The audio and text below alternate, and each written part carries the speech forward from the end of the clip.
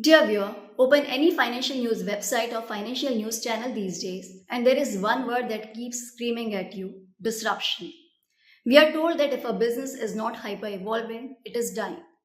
IT company stocks have taken a sharp hit as investors wonder if AI could disrupt their traditional operating models.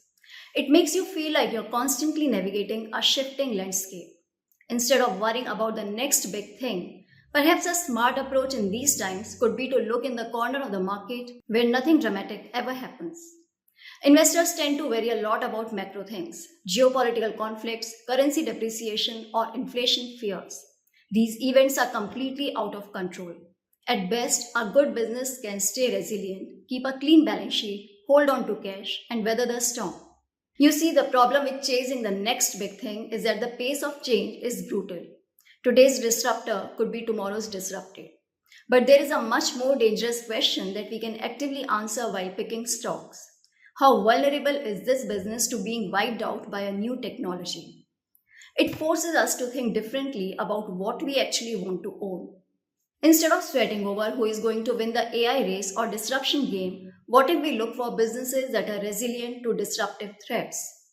Warren Buffett nailed this concept years ago. He once said that his approach is all about profiting from a lack of change. He pointed at Wrigley's chewing gum and noted that the lack of change is exactly what appealed to him because it wasn't going to be hurt by the internet. So, there is merit in evaluating businesses where the next big thing won't matter at all for the next 3 to 5 years. These are not the stocks you're going to brag about in your social circle. They may be unglamorous, but boring is beautiful when it compounds steadily. Let us consider one such business.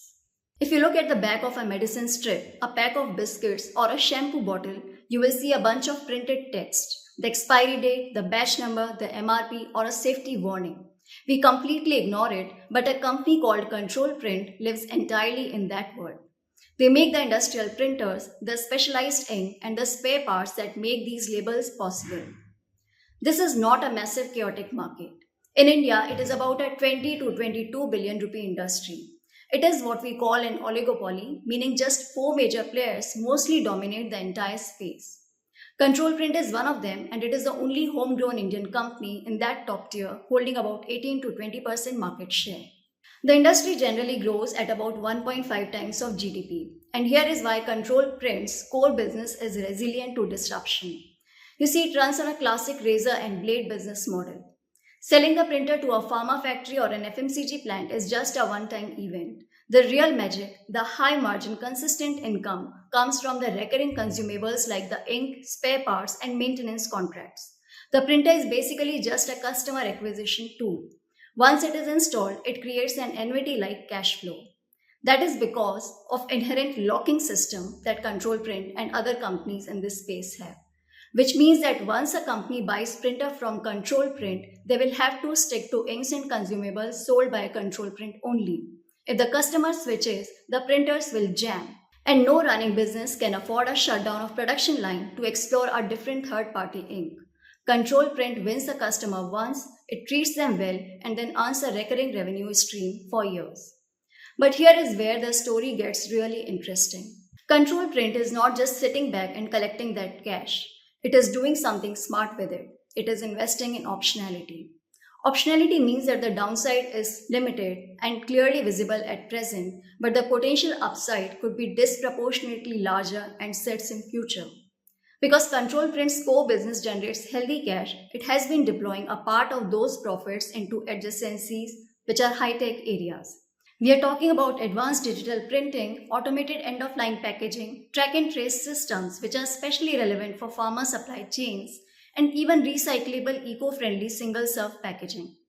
These initiatives are these initiatives are relatively new for the business model. Most have just broken even, but one specific segment, the patented packaging business, is actually losing money right now and taking much longer to turn around than expected. It is currently acting as a drag on the profits. It might even fail, but that is the exact definition of an asymmetric bet. If it does work out, the management believes this segment could open up a market significantly larger than their traditional business, thus boosting companies' growth trajectory. That is a risk that management is taking for a potentially big payoff.